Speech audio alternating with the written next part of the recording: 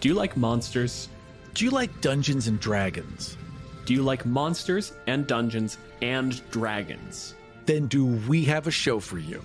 Kill Every Monster is a bi-weekly DM deep dive into every monster in the manual. The first part is a discussion about creature mechanics and lore, and the second half is a one-shot AP where the guest takes on the role of the monster.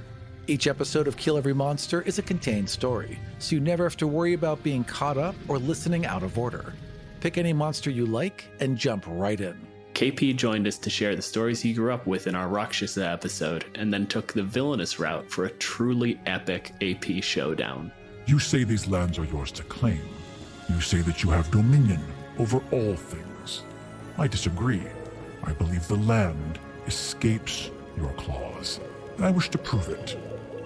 I shall become the object of your hunt. Capture me, and you have proven your claim over these lands. Should I elude you, you must give way. You just see him stare at you for a second, and then you just hear a low rumbling noise. And eventually it starts building, and you realize he's laughing.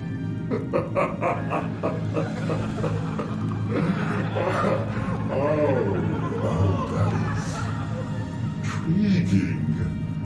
My afternoon is free. I'll entertain it. His eyes never leave yours, but there is a very deep and respectful bow. Then the hunt has begun. And slam my staff onto the ground and cast Earthquake. To find out more about the show and where you can listen, head on over to killeverymonster.com. And we'll see you next time For Kill Every Monster.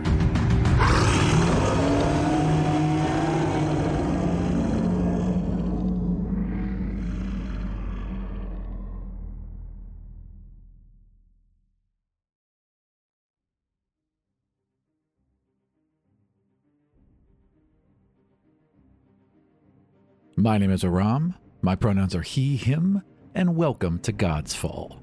My name is Matt, my pronouns are he, him, and I'm playing a level 1 character. When we last left Sigma, he had shown the Sun Elves the extent of his divine powers, and cowed even his most ardent detractors. They fell to their knees around him, and for the first time the Illithid felt true worship, empowering him as nothing ever had before. Oris's sister abandoned her plans for revenge and devoted herself to Sigma, preparing the other scouts for a long trip across the Torrvic desert.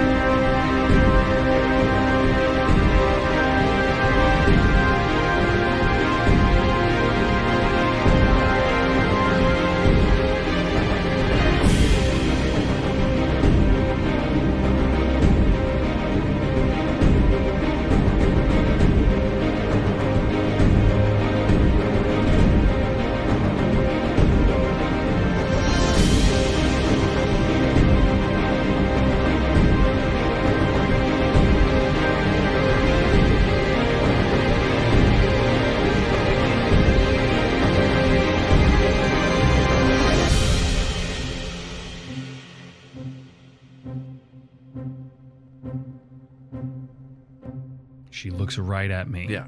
I'm going to look right at her too. I almost want to do detect thoughts, but Sure. I don't.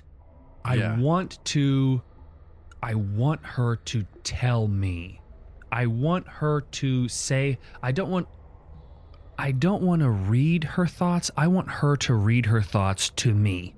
You know what I mean? Right. You want to Because so far I go directly to like, don't even tell me lies. I know what you're thinking, that kind of a thing. No, I want you to. So I level with. No, I don't. I do not level with this food.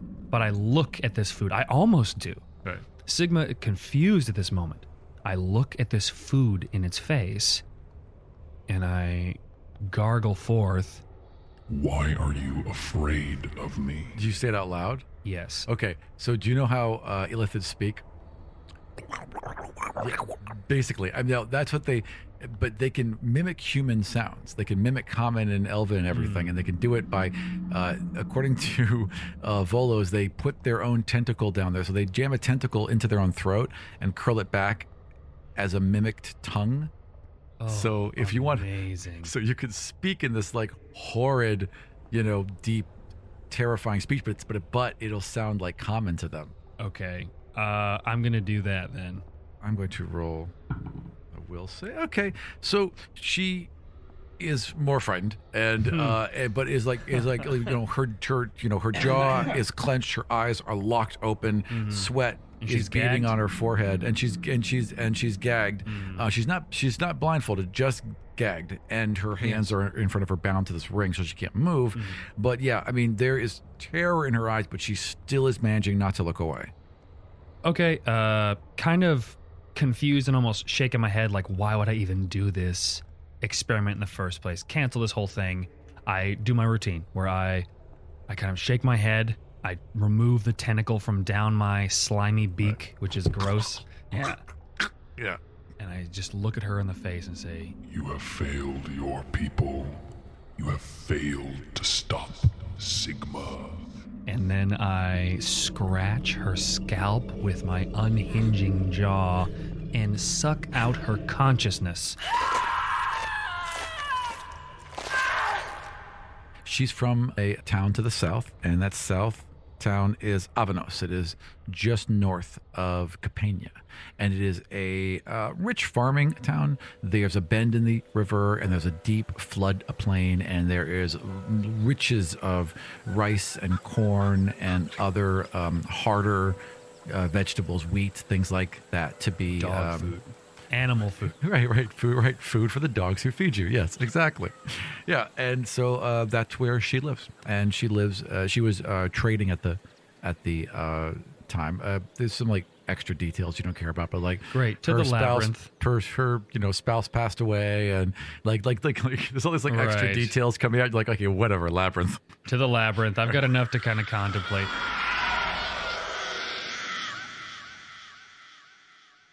And one bit that Sigma does contemplate, and kind of going back to that experiment, why are you afraid of me? Because Sigma has never, again, he doesn't have a will of his own, or he doesn't think he was birthed from the will of his own, but his will is to conquer. Right. So he has never been an individual. Right. He doesn't know what that is. Right. It was will, but not he just can to conquer, but like conquer. Right? In quotes, yes. Right, because in his mind, it's just the community.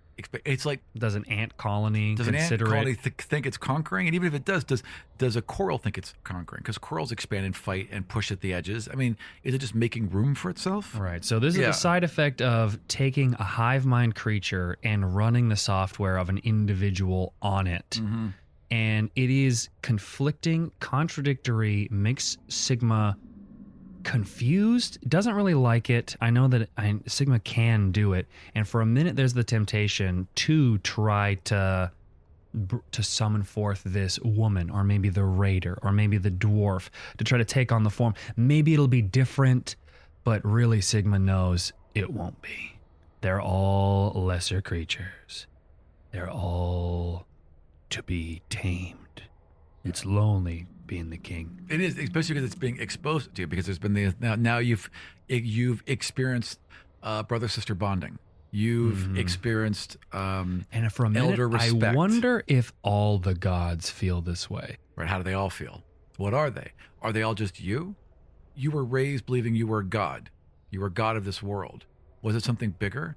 Was your world just preparation to be a god and to be planted? So are all of them like you? No sleep that night. Yeah, right? Fuck. Goddamn existential crises. Being a god is hard. As soon as the sun dips below the ridges of the mountains above you, they're loading up the giant... Actually, you know, they wouldn't bring them down. They would load those bitches at the top. Mm-hmm. So outside of the community already in the sand, you hear a couple, I guess, laughing howls of the hyenas because they have that weird laugh. I can't wait to hear that on the podcast. And it'd be like low and guttural, so it's like up to they're dip giant. it. Yeah, Right. yeah, that's terrifying. All right, so up there, yes, I can hear the laughing of the...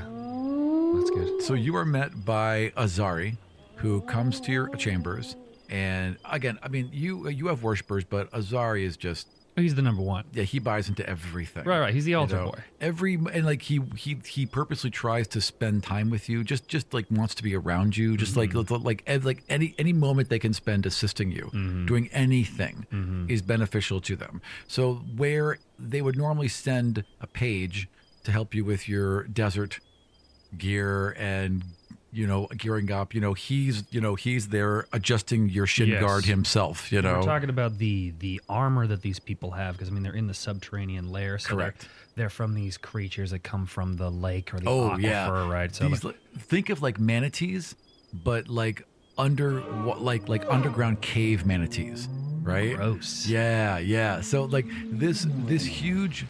So this water that seeps out of the walls to the east and forms a small waterfall as it gathers in this deep pool. That water goes down and down and down, way down into these subterranean gigantic lakes, and some of them pop up and have pockets of air, right? And are clearly fed and have exits to air to somewhere else. Right. And so these like underground manatees formed where they're translucent and blind, and they pop up to breathe and go back down, and they chew this like bioluminescent kelp. So there's this glow about them. And so they are, killed, dragged to the surface. And that's what you do if you're a guard, if you're going to be if you're going to be doing combat, that is part of the initiation. Oh, yeah. You've got to go down. Swim down and get one. Come back. So the armor that I would wear, just for technical purpose, is medium armor. Yes. Proficient. Yeah, because it's actually, unlike normal manatees where it'd be hide, they actually have scales. So they're kind of like snake manatees. Or almost like pachydermis skin is how I imagine it. Almost like an elephant skin, right? Kind of like flaps of it, right? Yeah, so it's like thick and not quite hide-like, more armor-like. So it's you almost like the scales of like a Gila monster. Yeah. That's how I imagine it anyway. So I would say, off on a thing. But it's unbelievably light. Because they have to be, don't have neutral buoyancy, right? So it can't be heavy to weigh them down. So it's very, very strong, but very, very light. So I would say that you have scale mail, right? That has the properties as if it was mithril. So it's half the weight, right? And it's slightly magical. Not enough to give it a +1, but enough to give it more of a like, it won't wear as quickly. It can't be damaged as easily, that kind of thing. Okay. All right, so I have my AC written down as 13 for armor and then +2 for a shield. If I were to don this stuff, but I'm not going to don it until we get to the ruins of Siforr. The shield, by the way, how that happened, and we didn't play this, but I'll just kind of write it in as like a little side picture. So as you were training with Oris's sister, Osinia, right? No. Damn it. Osonia? Yeah. As you're training with Oris's sister, Osonia, eventually, she had you training against some of the younger scouts, but eventually picked up a sword herself. And once she saw that you were comfortable enough in this body, that you had enough of her brother's reflex memory, right? She went after you. And you guys fought for a while, and she got a little more aggressive than you expected. And as her club was coming down, she was using, blunt weapons. Right, exactly. As her club was coming down towards your face, your arm went up and this shield appeared. It's almost as if it looks like to her, the flesh of your arm opened up and this inky blackness kind of just kind of flowed into the air as if it was water and then solidified into the shield just as she struck down.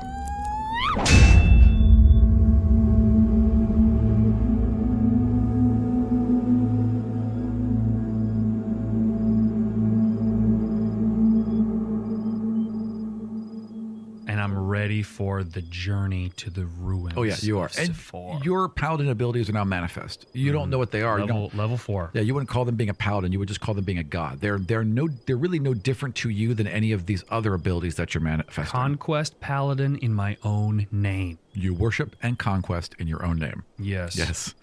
Okay. All right. So you guys are all dressed up, I suppose, and setting out. There is you. There is Azari. There is Asonia. Mm-hmm. All right. So there is the captain of the guard, of the captain of the scouts, the lieutenant of the scouts, because she has now taken her brother's place, and 9 others, and these are the best ones. Mm-hmm. She immediately assigns two of them to break off and to head towards Abasti. With that tax money or whatever. Sure. To gather or purchase anything we might need from there in order to fortify the ruins of the ruins of Siforr, because I want to use that as a base of operations for a couple reasons. One, to keep our home Valladolid a secret, and also because it's going to be close enough to launch raids. But I don't want to be openly aggressive against Abasti right now, because Because there's 10 of you. We'll conquer them eventually. But I'm a bloodthirsty warlord, but there's an order of operations here. Are you bloodthirsty? Are you a warlord? Well, according to the tenets of the conquest paladin, I guess I'm not bloodthirsty. I am a conqueror. Yeah. Yes. But what is a conqueror to you? A conqueror is just, to you, probably just an establishment of order where there's chaos. This is all just chaotic. This is all just so disorganized and so messy. Yeah, I'm making right what was wrong in my own eyes, which Yeah. is, again, to bring the Sun Elves back to their original home. Yes, to bring put them where they belong. to restore order, Yeah. right? Yeah. So Put what I them want these... on the backs of those who they should be subjugating. That's just, again, it's just natural for you. It's a natural order. Right. Anyone who resisted is just wrong. They're just wrong. They're just wrong. Right. They're going against nature. Yes, they're going. Yes. They're going. They're an against abomination. Mm. Yes. So yeah, I want scouts to go to Abasti in order to, with that tax money, to purchase anything that we may need in order to, and I trust them. Yeah. To They basically set up camp in the ruins of Siforr. Is that kind of the idea you're going for? Yes, and we're going to fortify. Because if I'm going to use that as a base of operations, I don't want to have to go back to Valladolid. I don't Right. want them to go back to Valladolid. Nor do you want to strip them of resources. It makes Right. sense. So Yeah. what I want to do is I want to look for any oases along the way or any forms of life. I want to use my life detect abilities if I can. Yes. Because I'm glad you bring that up. this So, is 10 miles out at this point. yeah, so at this point, I think the cat's out of the bag. So you are the demigod of life. Now, you don't know that yet, but you are the demigod of life. You are the arisen god of life. Sorry, pardon. It's I'm so okay. used to playing Rise. It's okay. You are the arisen god of life. So, and one of the first things you can do as the arisen god of life is sense life. And now within, how far the distance did we say? At fourth 10 level? miles at fourth Yes. level. So at 10 miles, you can sense life. And, well, like, if there was like a human being at 10 miles, like you might get the faintest little blip. It might even be hard to tell from Is like that a background rat or noise, is it right? a- Yeah, what is that? Or is that anything at all? But if there was an oasis with life surrounding it and life depending on it, right? So it's not just the being there, but the intent, right? And oasis is vital. Easily, you can pick them up. So as you all are moving, their scouts know of some of these things. They have mapped out some of these things around them, but they haven't gone too far out, right? And as they're getting to the edge of what they know after about a week of travel, and you have one more week to go, as they're getting to the edge of what they know, you're picking out things that they never knew. And they don't understand how you're doing it, but you're always right. And so you're able to, like, every couple days hit some sort of oasis or large field of cacti that have water within them, and you're always able to lead your people to food or water Almost or like safety. Your hand goes up, and you think, okay, and you think of like wanting to find an oasis, and like 2 tentacles go up. And they kind of like hang like diving rods, and as soon as you get near water, no, I'm kidding. That'd be great, like a dowsing rod. It does not happen, but yes, that'd be awesome. That would be awesome.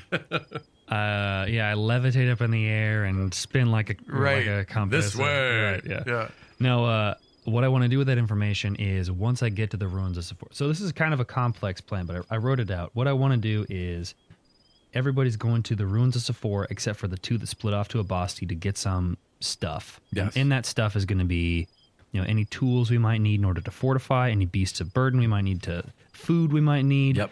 Slaves that I'm going to need to eat because I don't want to eat my own here. So I'm going to buy a couple of slaves. Fair enough. Because slavery is fine in Rizon. Well, I mean, slavery is legal in Rizon. Is legal in Rizon. Yes.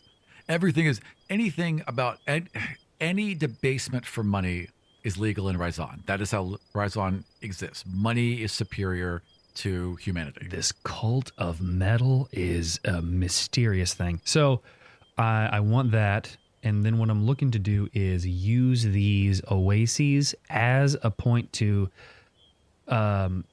just to gather from. So when we're staying at the ruins of Siforr, we don't have to go all the way back to Valladolid in order to get anything back. You want to kind of set up here, depending on what's already there. Depending on what's there. But like you want to bring a bunch of supplies and wagons and like larger creatures that could carry these things as opposed to these hyenas, which are decent and fast and can help you defend.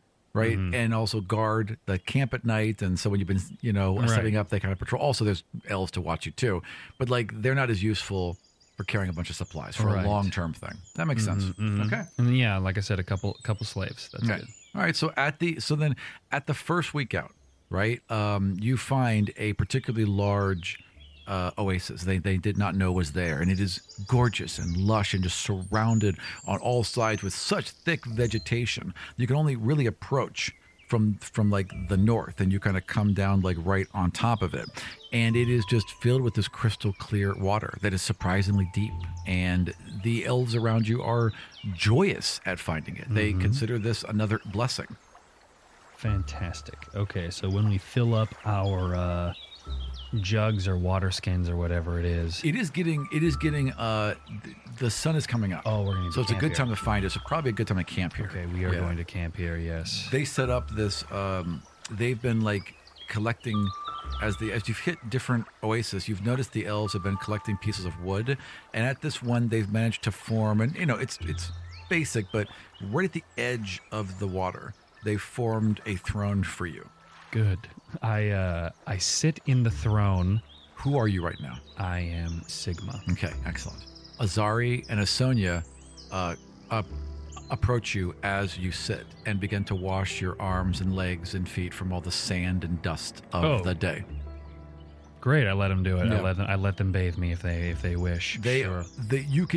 You can feel their joy. Like they are sold at this point. They are true worshipers. I've led them to oases in the desert. I mean, what else do they? I've given them eternal life.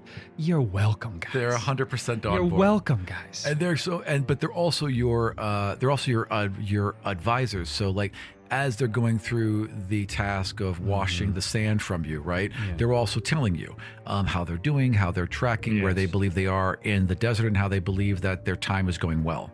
Yes, good. All the plans so far seem to be going as planned. With every day, I gain more strength. Good. We will get to the ruins of Siforr in about a week. In about a week. Which is right when you'll really need to eat. I can last until then, but know that my hunger grows. I do not want to send one of you to heaven early. No. So, as you say that, I don't want to send you to heaven. No, I like that. It's kind of like a Han Solo movement. You're like, yeah, we're fine. How are you? Are you well? Yes. Okay, good. Oh, no. I don't want to send you to heaven. So, as you say that, Azari, like, they're both into it. Like, they go, but Asonia, there's more of a like almost a longing because she knows her brother is there. Right? And she could spend eternity with them. Right. And they were twins, so they were very close. And whenever you're with Asonia, like even now as Sigma, as you feel her hands kind of go up your arm and gently and lovingly wash the sand from you, there's a connection there that's different than the others, and that. You understand what it is, and you know it's the same feeling as when you wear her brother. Yeah. But it's also different. It's also like it's as if there was a connection that reached through you to touch him.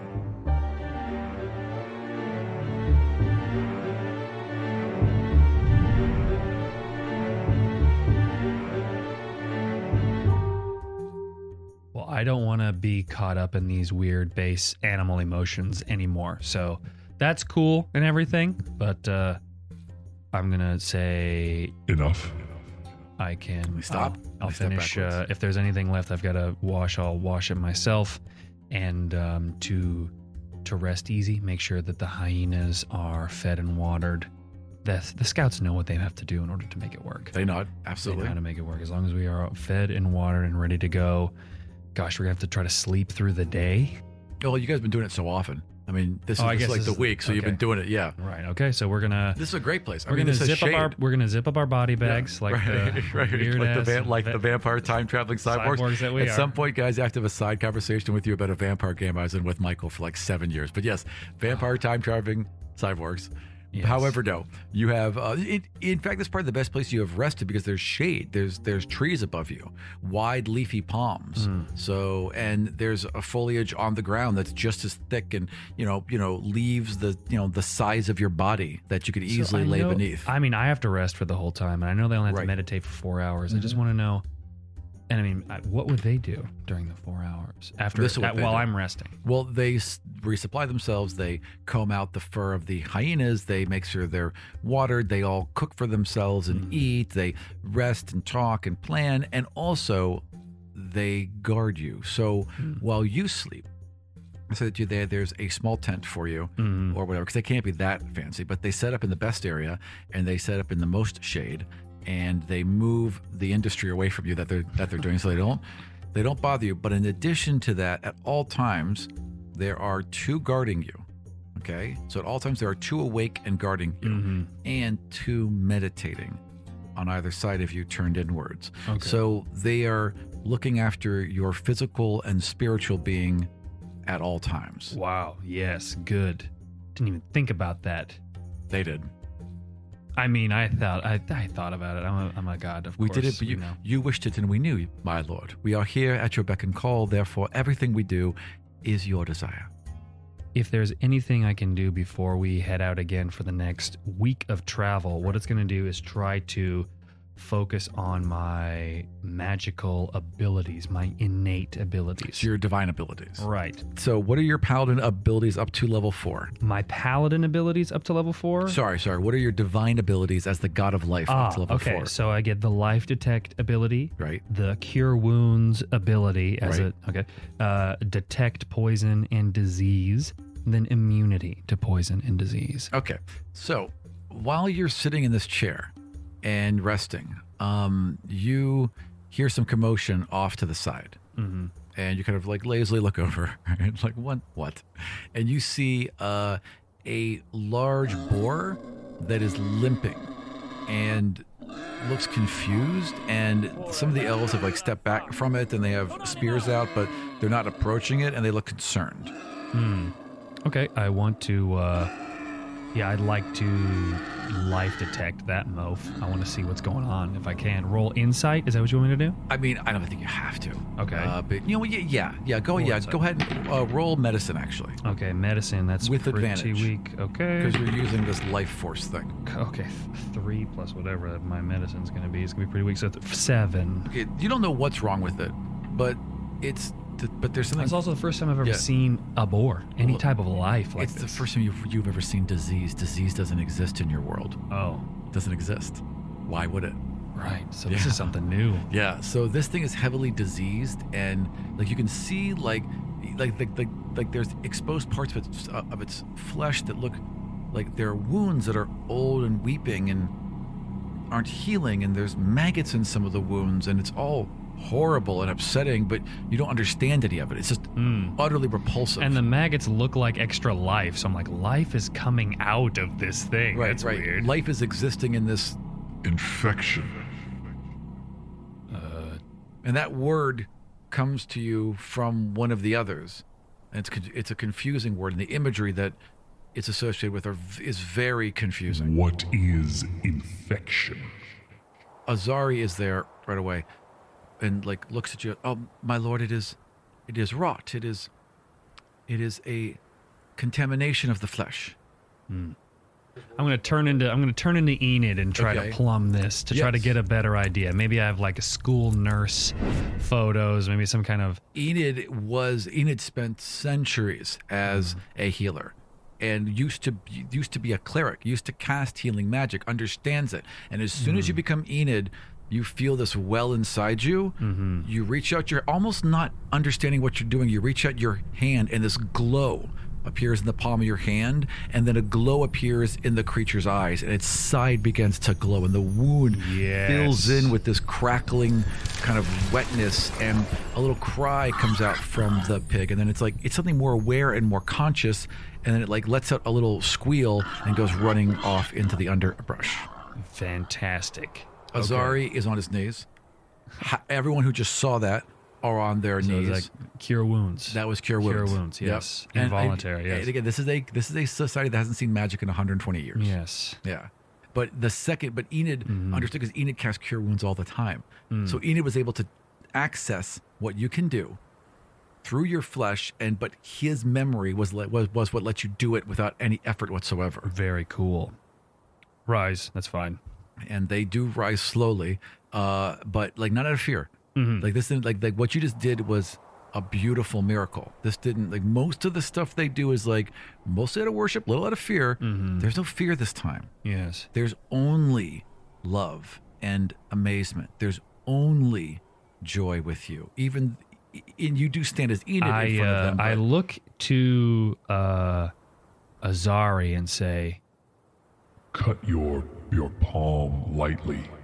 And Azari just pulls out a knife, looks you straight in the eye, and just cuts. I would like to palm. use lay on hands and would restore that back. Azari just shudders as you grasp their hand, and you see this like light flow into their arm and their forearm and their palm, and as your fingers slide back over his palm, he's fully healed. And there's tears in his eyes, just tears of joy, and his arms are up near his face, and he's just trembling. Dry your eyes, my warrior. Instantly. Yes. Yeah. Yes. I shall cut my tear ducts out. I shall never cry again. And so the village is kind of like they've learned now that not to stay in gawk, that you like the worship and you like the reaction. Then get the fuck back to work. Right, and there's time for it. Sure. Just don't spend all day fawning over me. That's great and everything, but we have a job. We're supposed to be this worthy, wonderful people, and I'm going to lead you in everything, but guys, we got to do it. And usually how that works out is that in these moments, like, you'll be left standing there for a moment, contemplating, and they'll just all go back to what they're doing, and half a minute, 5 minutes, 10 minutes. You may not move. You may just stand there and think. Yeah. And then just continue on with what you were doing. Right. That's kind of how I'm doing it too. This ability happens. Like, let me think about this for a second.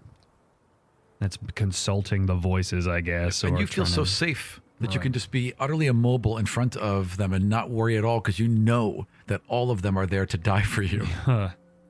Yes. I have this magic, this power. As I was birthed from the tree, like a tree heals its wounds, I can heal the wounds of others, and maybe myself.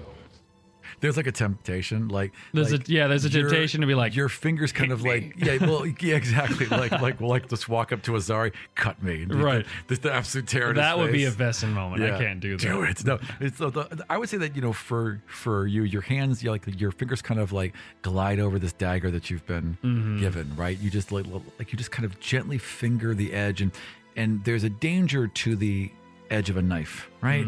But for you, in this thought, in this belief, in this idea that you can just heal yourself, that danger is something so very different. And now so dangerous, but in such a different way. Much like all these other emotions feel so dangerous, yet so enticing. That's kind of how you feel about that. Oh, the psychopathy is bubbling up.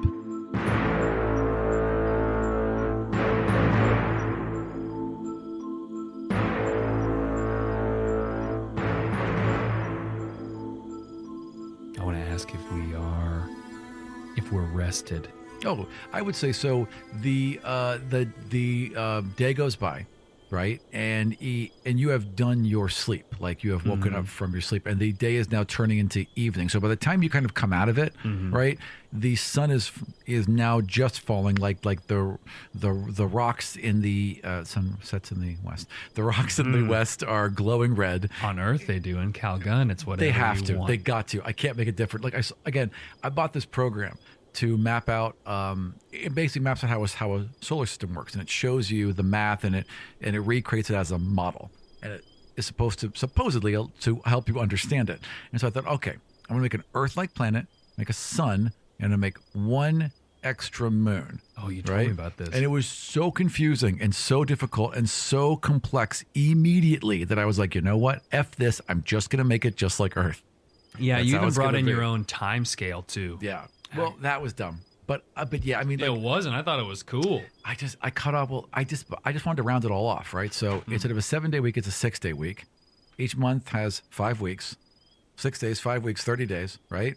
There are 12 months, 360. Done. There's nothing special. There's not little tendrils coming up and down. Of Right. Like this month is longer. This one. No, it's 12. It's 12 of them. They're 30 days each, and that's it. I like that. Yeah. Yeah, it's clean. It's concise. It's simple. There's not 2 days off a week. It's 1 day off a week. So I named your scouts. Okay, I'll write it down. So actually, I got to get rid of one of them because Barry, Larry, Terry, Jerry, and Gary. yeah, no. So Sigma travels with Zari and Asonia. I have to run write that down. And then Jerry, Barry, Larry, Terry, and Gary. Yeah, And Huey, Dewey, and Louie. yep. Sonia and 10 and 9 scouts. And 9 other scouts. Okay. Sigma travels with Azari, Asonia, and 9 scouts under his banner, each running a giant hyena. A pair of scouts were sent ahead to Abasti in order to secure food and supplies for Sigma. Your scouts' names are Tilindra, Talindra, Viran, Siran. I pledge my allegiance, my master. That's right. Lithoniel, They can never corrupt us again. Lethonel, Pyra, Pyra, P what? Pyra, Okay. Galen, Gaelin, Rolim, Rolim, Saria, Saraa, and Lorsan, Lorsan, Lorsan. Yes. Those are your 9 scout elves. By the 9. By the 9, and then of course you have now. So you've been riding with Azari and Asonia for a while, and Azari is competent, right? He's naturally physically gifted, and it seems to make him lazy. Like he's impressed with his own abilities, and he's good. Don't get me wrong; he's a good rider and a good fighter and a good scout, but he's nothing compared to Asonia and this laser scalpel sharpness that she has, and how careful she is, and how much care she takes, and how aware she is at any given moment. How she's very, very hard to distract, unlike Azari. Okay. So you can kind of see maybe it wasn't worth killing him, but you can kind of see where Asonia was coming from, as in like he's the weak link. If there's going to be a weak link in this chain, it's a little weak around him. I mean, it's fine. Yeah. Yeah, I mean, I'm not going to kill him. Right. No. I'm not saying you should. I'm just saying that you're able to kind of see where her viewpoint Right, was. right, Yeah. okay. All right. So after that, after the night of after the day of you resting and then them praying for you and you casting magic for the first time and Yes. reaching into this divine pool of magic you seem to have with the help of Enid. Enid. Why can't I do it? That's okay. So with the help of Enid, you're able to tap into this magic that he had known centuries ago. You're able to tap into it and cast it with ease, and that was your first spell. And those spells come from a well of magic within you. You pray for your spells. You didn't really realize you were even doing it, but you pray for these magics. Would you pray at dawn or at dusk? Let's see. We are a nocturnal people. So I would pray at dusk then. So the Which beginning is of the sun morning. elf day. Yeah, Right. Yeah. Okay. So the beginning of your day, which is at dusk. So when you wake up, you pray at dusk, and it's Pray to myself. Right. No, you definitely. Who else would you pray to? Of Yes, course. I swear an oath of conquest to myself. It's really meditation, right? More than it is prayer. It's like you and your own thoughts. So you sit there with your own thoughts and you contemplate your day and you focus your energies, and therefore you gather these magics to you. You hone and shape your divinity into these tangible magics that are then at the ready for you to use in the day or the night. Continue to decipher and make it easier. Excellent. All right, so you've gathered those all to you. You have prayed and rested. They have gathered most of the supplies up from the oasis, and it's now about a week from what they're reckoning to the Temple of Siforr. Okay. All right. So you head out. Now, as you head out, you are riding down, and you know that this temple, there is a path from the main road that has not been used in many times. You guys are coming at it from directly from the north. So you're just traveling over sand dunes to reach it, while the wagons, assuming there are going to be wagons, should be able to get on the road, and they'll probably get there either when you're there or soon after you're there. Yeah, the wagons are going to come from the town. Correct. So Bestie. so they'll go south on the road and probably at some point either be approaching you or being parallel to you, right? Right, And then they'll hit a path, and then they'll travel west inwards to meet you. And then by the time I'm there, I'm really going to need some food. Hopefully, Yeah, you'll be hungry. Hopefully, they'll bring you some slaves. You'll I'm be super going to have to hungry. take a point of exhaustion or two. By the time you get there, you'll be hungry. Every day after that, you'll start taking points of exhaustion and just staring at these lovely elves who would happily give up their delicious brains.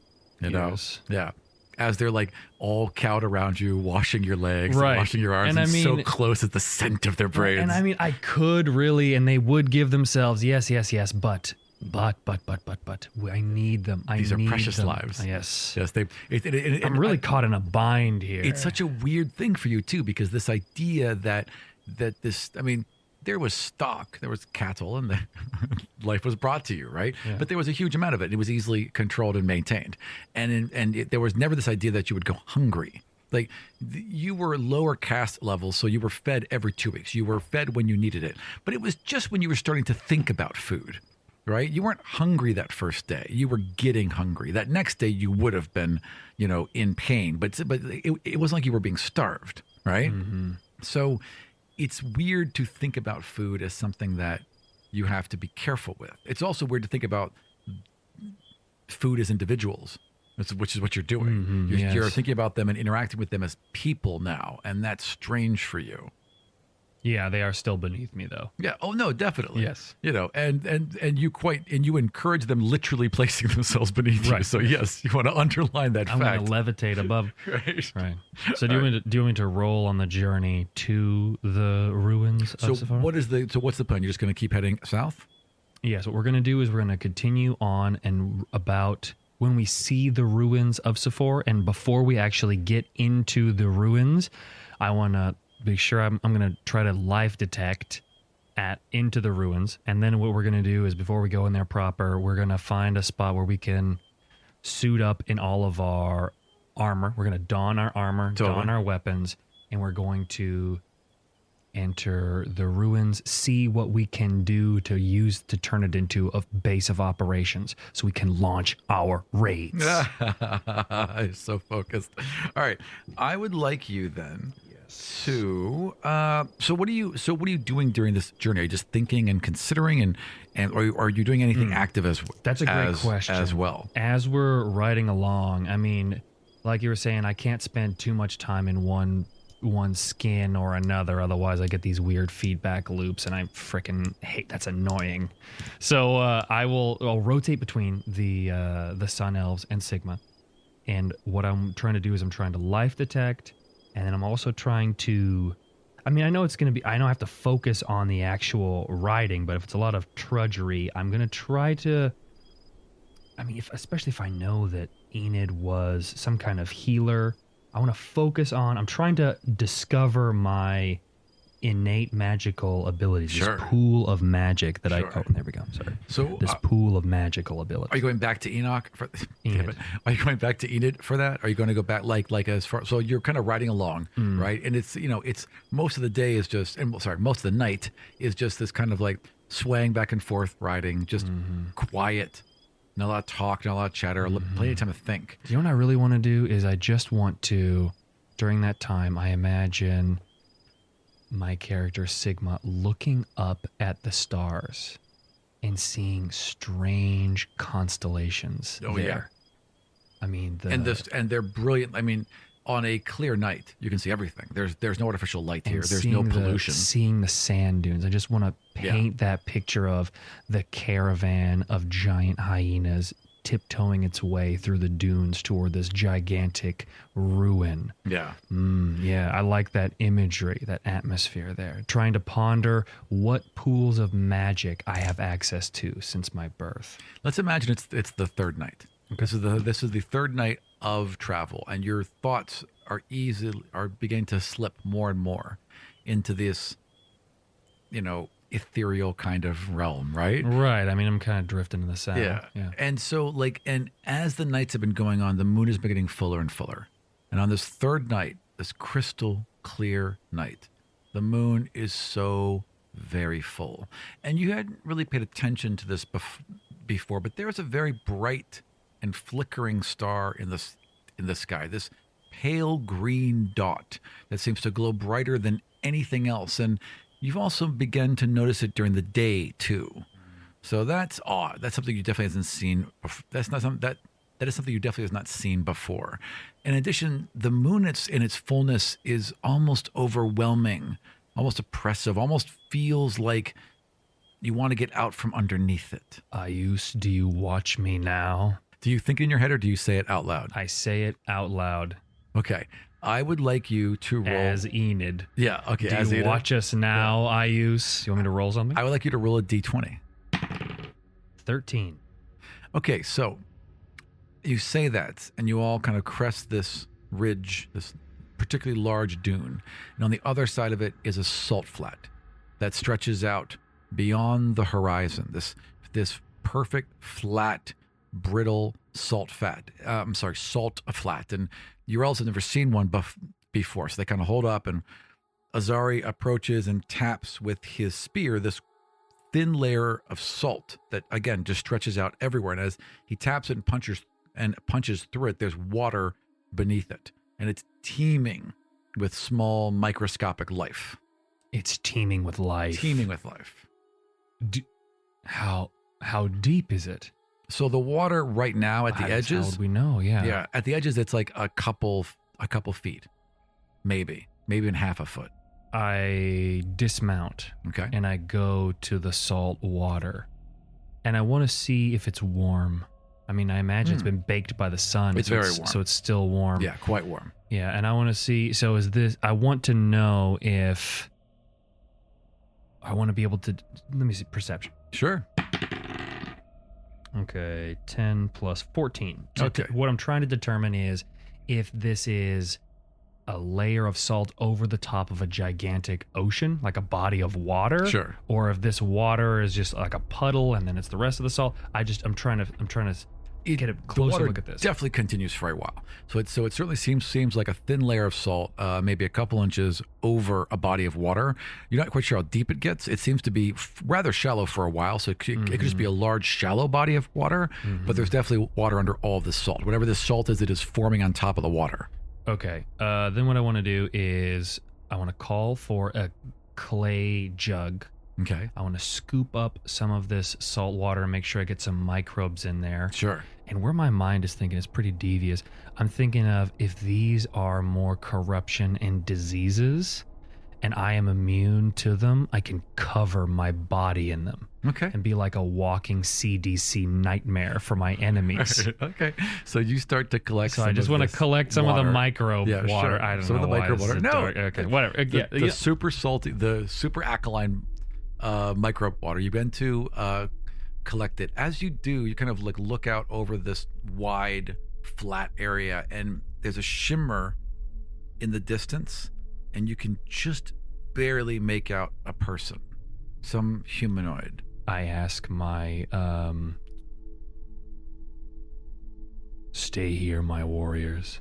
And they're all tense, and Azari does not want to stay here, but does. But you can read their, at this point you can read all their surface thoughts easily. You don't have to try. Yes. They're just available to you.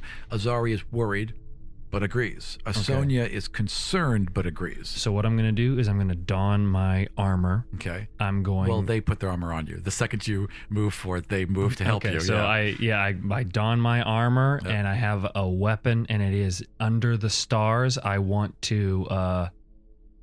how strong is the... Am I going to punch through this layer of salt if I walk on it? It's a good question. As you think that, just as you think, will I punch through this salt? Can it support me? You've Asari ties the plating over your calves and feet and ties it around the back of your ankles, kisses both of your boots, and then rises to meet you. Thank you. Now, I don't know what to say. You're right. What would you say? Right? Remain silent after something like that. Absolutely. And it's just and then they both kind of step to the side and open their arms to gesture towards the salt flats in front of you. What do you do? Okay. And what are you right now? Who are you wearing? Sigma. Okay, excellent. I am going to shuffle my tentacled ass toward the potential mirage there. And what I want to do is I want to detect life. Is this a live thing, or is this a mirage? Sure. Yes, there's life. Okay. Yeah, but it's strong and also pale. It's weird. It's an incredibly strong life, but it also feels like a pale version of it. Like it's not all of it. Like maybe it's just a reflection of that life. You're not sure. Okay, my instinct is to go, this is Ayus. Okay. Ayus is watching us now, but I don't want to say that to the warriors. Sure. So I will walk augustly toward this life. You put your first, what? Okay, so your legs are what? Are they this kind of thin, spindly, kind of long-toed feet? What are they? What do you have on, what are your legs? I've never seen Mind Flayer legs. I know, me neither. So are they legs? Is it more of a snake thing? Do you have more what a squid would have? Or do you, or Let's are you Google image it real quick. Okay, hang on. Wait, I'm going to pause real quick. All right, so you have legs. They're narrow, much like the rest of you. This kind of extra and they're thin, in boots tall right thing. now. I mean, they're in weird ass boots. Are you wearing weird ass boots? Yeah, I mean, I guess I wouldn't. Do you wear barefoot. shoes most of the time? Yeah, I wouldn't go barefoot, would I? I don't know. What does your are shoes something your society does? Well, I mean, I imagine the sand would be super hot. It'd be super hot, right? Without them. Okay, good. So they would make sense. So you step down onto this salt thing, and you feel it crunch beneath your boot. Right? Which would be so weird for you to wear because you've never worn them before. So it just crunch down beneath this boot, but you don't step all the way through it. You're able to walk on top of the surface of this salt. Okay. And yeah, I want to walk toward the life. Okay. And I see. All right. So, crunch, crunch, crunch, crunch. And you walk for, I'd say about 5 or 6 minutes. As I watch my contingent grow to a faint dot in the dunes behind me. It starts to grow to a dot. This starts to get larger. Wind begins to pick up around you. It starts to blow some of the salt around. It stings your eyes. You have to keep bringing a hand up, to guard. No, I'm sorry. You would have those goggles they built for you. Okay. So at some point, I guess you just flip those down to protect your eyes. Okay. All right. And you're just kind of walking through this wind and sand that gets stronger and stronger. Okay, walking through the wind and the sand that's getting stronger and stronger, and I've got to try to shield myself against it. Yeah, well, it's something because as you're getting How far away is the... I'd say you're now about 200 feet. There's this pillar of pale light that seems to shine upwards from in front of you and reach towards the moon above. And there's this glowing in the sand as it swirls around, and this salt and sand that's bitter and stinging is almost completely obfuscating this light as it swirls around it. All right, unafraid, I will continue on and call out, Ayus, do you watch us now? All right, excellent. So I would like you to roll a Constitution save, and you have to roll yours. Okay, so 9. 9. Okay, so it gets to the point where you can't fight against it any longer. You're about maybe 20 feet away, and you're grasping and reaching towards this light, but you just now fallen to your knees, and the wind is whipping at you, and you feel it kind of sting and bite into your flesh. It's eating at the corner of your goggles and getting into your eyes and making them water. What do you do? I want to change then into Oris. He's a little more fit for this kind of a thing. And I'm going to try to stand again. And this time I'm going to activate one of my channel divinity abilities. It's called Conquering Presence. Nice. So taken aback by this kind of game, I'm going to stand, clench my fists, and I know I just changed into Oris. I'm actually going to change right back out of it. Like, no, I can do this as my original form. Okay. And activate what what is called the Conquering Presence.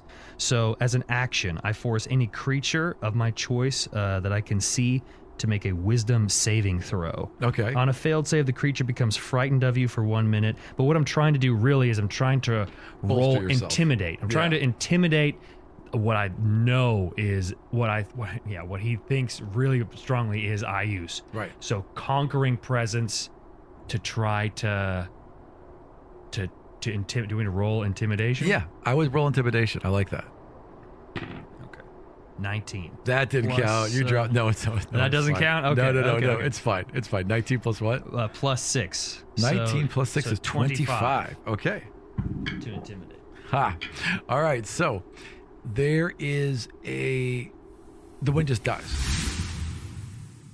You're standing up to fight against it. Ayus! It just dies. And then there's just this perfectly clear night, this, sand and salt kind of falls in a rain around you as the winds just collapse. And there's this young boy, probably about 8 or 9, human, but pale, much like your elves, but without the red-rimmed eyes. And it's a different kind. It's not really pale. It's more like ivory. It's more like if his flesh was made of the palest ivory, but could move and dance. And he's just like one of the most beautiful creatures you've ever seen in your life. And he's just standing there. He's within 30 feet? Mm-hmm. Okay. Does he have to roll the wisdom save? No, yeah, maybe not. He's a Conquering Presence. That's fine. Yeah. That was the intimidation thing. Yeah. I will just simply nod, and agree. Like, I'm glad you turned that. Thanks for turning the shower off. I appreciate that. That's real nice. So you have been watching us journey across this desert. I am Sigma. You have guided the Sun Elves in your previous life across this desert. And I call out your name. I seek your temples to ask you a few questions.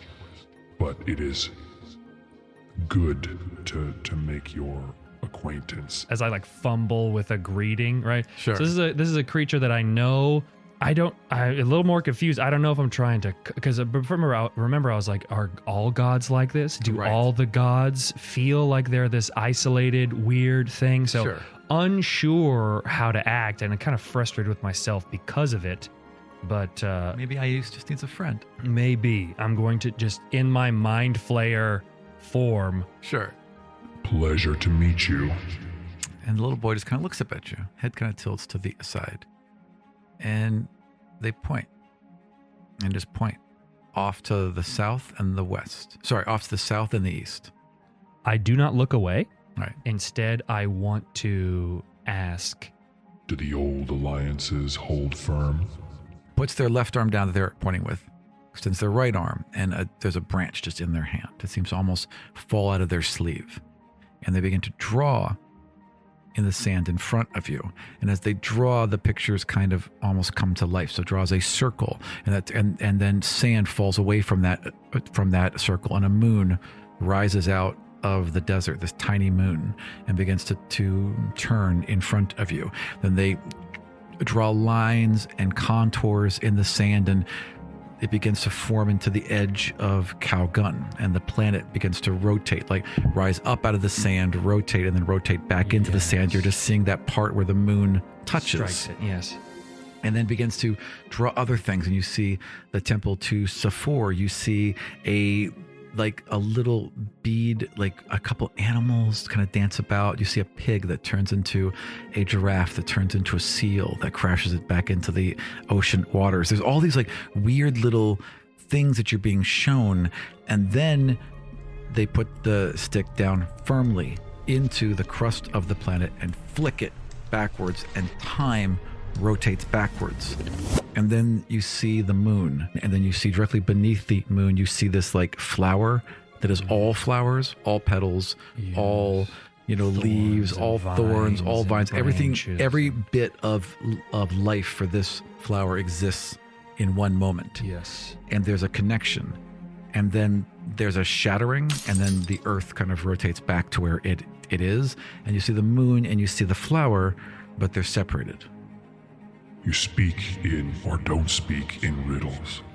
They draw a box around them in the middle of the air as they're facing you. So in between you and them, they've drawn an outline, this tall, thin rectangle. And gold traces it through the air until it becomes a frame. And then inside the frame, a mirror appears. You can see through the mirror to see them, but you also see your own reflection over them in the mirror. I wish to aid you, and I wish for your aid as well, and I wish for answers, but I cannot promise them immediately with these riddles. I may call on you, you may call on me, but before I leave tonight, please answer me plainly at least one question. What am I the arisen god of? As you ask that, you start to notice that the sand is shifting. So now you're looking into the mirror, and you're seeing them behind the mirror, through the mirror, right? And the sand around them is shifting and writhing and beginning to be kicked aside until it's this mass all around them. And then snakes begin to burst from the ground all around them. They just piling on top of each other, filling everything you can see in front of you. And then you feel something grasp at your foot. And you look down, and dozens of snakes are winding their way up their legs. I'm going to levitate. Okay. If I can, to get out of the way of this. You go to levitate. I need you to roll a, we're going to do a strength. Ooh. I rolled a natural 1. Oh, 4. So you do pull away. Okay. Now, there are 24 snakes already on you. And so you pull away, and you're kind of raising up, and they're, you know, quickly crawling up your body. And I'm assuming you're like pulling them off and throwing them to the ground. Down. Right. So one of them. Treachery is this? One of them wraps around your throat and then slides in between your tendrils. So it's like it becomes like one of your own tendrils, and it kind of begins to merge into your face as its mouth comes around to your ear, hisses in your ear and says,